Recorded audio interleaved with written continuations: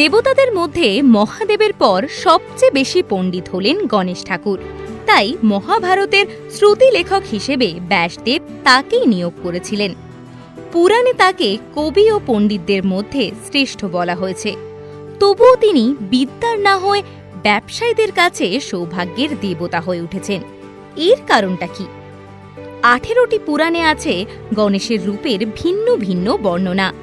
কোথাও তার গায়ে সোনার রং, কোথাও বা লাল, কোথাও তার হাতে অস্ত্র ও পদ্ম, কোথাও বা পুঁথি, কলম ও জপমালা। তার নামও অনেক: গণপতি, বিনায়ক, ঢুন্ডিরাজ প্রভৃতি। একসময় বৌদ্ধরাও তার উপাসনা করতেন। তারাই একদা বিদেশের মাটিতে নিয়ে গেছেন গণেশ ঠাকুরকে। প্রায় 1500 বছর ধরে চীনের কুংশিনে একটি মন্দিরে তিনি সতেন নামে পূজিত হন।